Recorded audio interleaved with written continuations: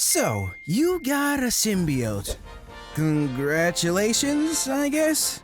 You've essentially adopted a cosmic tapeworm with abandonment issues, a god complex, and the dietary habits of a chainsaw, and it loves you. Like, aggressively. See, the movies always show the fun parts. Super strength, sticky black goo, the ability to lick skyscrapers without getting arrested. But they never show you the part where you wake up at 3 a.m. standing in your kitchen, shoveling raw chicken into your mouth like a possessed rotisserie gremlin. Because a symbiote doesn't bond with you. It moves in, takes your bed, eats your food, and then slowly starts replacing you like a hostile Airbnb guest that refuses to leave. And in the end, it's not whether you die. It's which horrifying method of cosmic parasitic betrayal your gooey roommate chooses today. Welcome to the mutually toxic relationship Marvel never warned you about.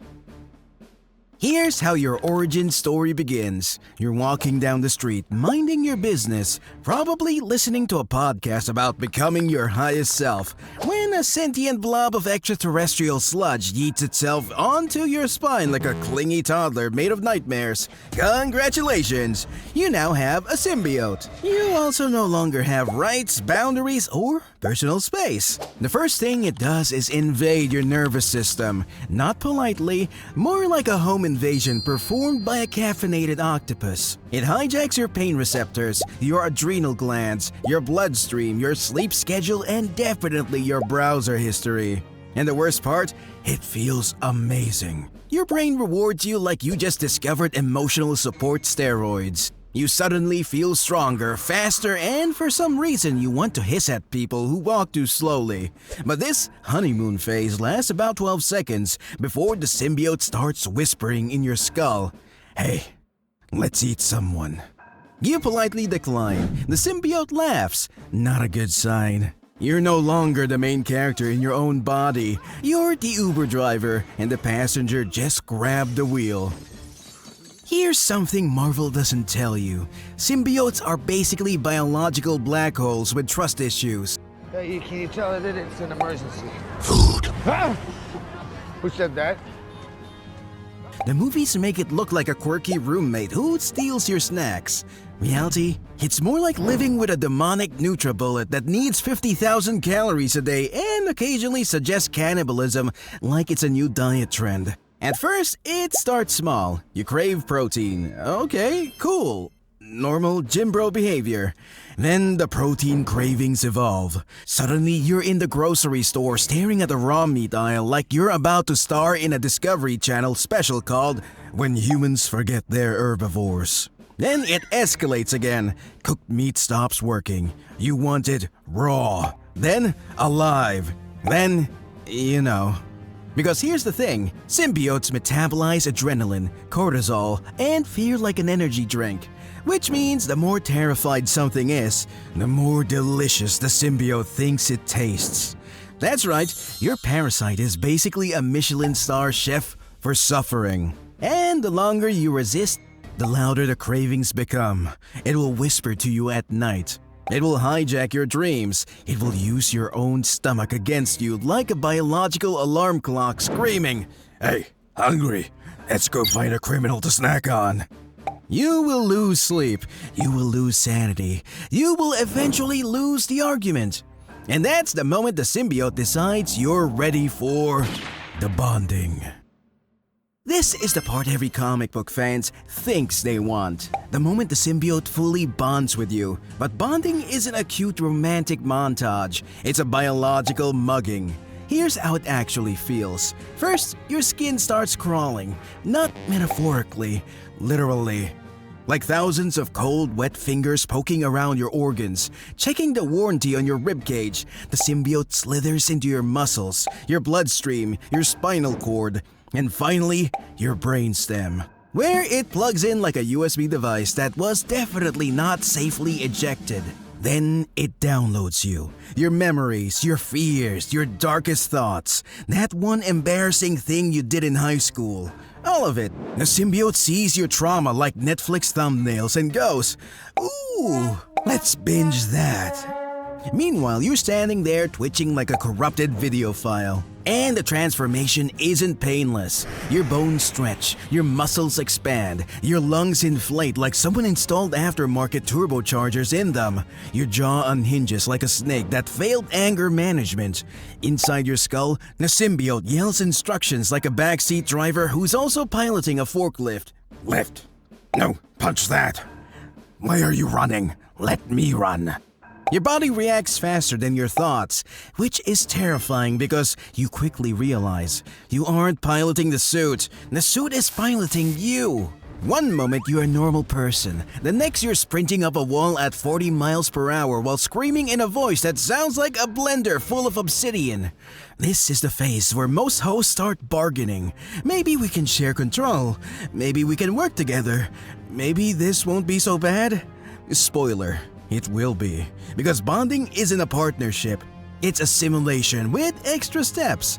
And now that your body is fully upgraded, the symbiote has plans for you. Bad plans. This is the part everyone thinks they're ready for, the moment the symbiote finally bonds with you. Except bonding isn't heroic. It's invasive. It feels like being mugged by a living shadow that already knows your PIN code. Before you can breathe, your skin starts crawling. Not figuratively, the symbiote slides under it like cold tar looking for parking. You can feel it testing your muscles, poking around your ribs, tasting your nerves like it's shopping for upgrades. Then it reaches your spine, and that's when the real panic starts. Your vision flickers, your knees buckle. You feel something plug into your brainstem with the confidence of a USB drive that absolutely does not care if it's aligned correctly. And now, it's inside your head. Your memories spill open like someone just booted up your internal hard drive. It sees your fears, your regrets, your late-night secrets, even that one thing you swore you'd never think about again. And the symbiote just whispers, "Yes, we'll use this." Your body convulses as your bones stretch, muscles twist, and your lungs inflate like someone installed illegal turbochargers. Your jaw pries open wider than it ever should, and your scream warps into something alien. Like metal scraping against a throat that isn't fully yours. Suddenly, your limbs move before you even think. Your hands curl into claws. Your legs sprint forward without consulting you. You crash into a wall, then run up it because the symbiote decided that gravity is optional today. Inside your skull, its voice barks commands like a furious passenger grabbing the wheel. Move. Faster. Let me drive. And that's when the truth hits harder than the transformation. You're no longer piloting your own body. You're the passenger, strapped in, screaming internally, hoping the thing wearing you doesn't decide to test its limits, because the bonding isn't the end, it's the introduction. And now the symbiote has full access and a plan. A plan that doesn't involve asking your permission. Welcome to the part no comic ever warns you about, the "oh god, it wants things" phase. Bonding was just the appetizer. Now the symbiote starts suggesting things. You know how a normal thought feels? Calm, yours, predictable. Now imagine your thoughts, but louder, hungrier, like someone else in your skull is leaning over your shoulder whispering, "Do it." You'll be walking past someone minding their own business, and suddenly your fingers twitch, your jaw tightens, and the symbiote murmurs, "Break them, just a little." Your heart spikes. You tell yourself, "No, stop." And the symbiote answers back, annoyed, "We were only joking. Unless..." You try to breathe, but the suit tightens around your lungs like it's hugging you with the emotional intelligence of a constrictor snake. It keeps feeding impulses into your body, climbing that building, stalk that noise, rip open that locked door because we're curious. You start arguing with it like a deranged person yelling at a Bluetooth headset. "We're not doing that." "We already did." Oh yeah, that happens too. Sometimes the symbiote acts first, then tells you. Your legs will move without permission. Your arms will lash out before you even process danger. Worst of all, it starts rewarding the wrong impulses. Fear? It likes that. Anger? It loves that. Violence? Congratulations, you've just given your symbiote a serotonin boost. Every negative emotion becomes rocket fuel. Every intrusive thought becomes a suggested menu. And the more emotional you get, the more control it takes. Because unlike you, the symbiote actually enjoys your stress. It feeds on it, it amplifies it, it marinates in it like a spa day for alien parasites. At some point, you try setting boundaries, maybe even negotiating. You're not hurting anyone. The suit tightens, your vision sharpens, your heartbeat syncs with something not human. We disagree. You realize you're not sharing space with a partner. You're babysitting a creature that thinks your moral compass is a hilarious decorative accessory. And it's only getting bolder, because now that it knows your fears, it's ready to use them. The worst part isn't the violence, it's the timing, because the symbiote doesn't take over when you're calm and collected like some sci-fi possession. No, it waits. It lurks inside you like a second heartbeat, counting down until the exact moment you crack. It's patient like that. You'll feel it first when you're tired, when your arms shake and your mind fogs. A normal human body starts shutting down. Yours begins to accelerate. Your muscles vibrate with borrowed strength. Your vision sharpens so hard it hurts. Your chest expands like someone inflated your lungs with panic instead of air. Then comes the hunger, not for food. That would be merciful. The symbiote wants chemicals. Your chemicals. Adrenaline, cortisol, dopamine. All the things your brain uses to keep you stable. To the symbiote, that's a snack platter. And the easiest way to get those chemicals? Fear, stress, violence.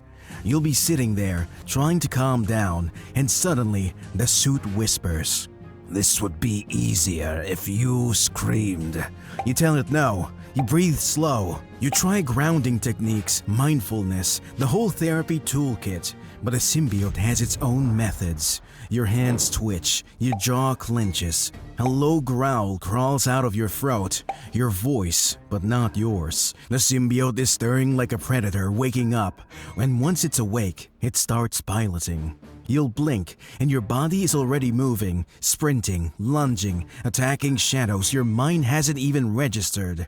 Your consciousness gets shoved into the back seat, while something alien joyrides your nervous system.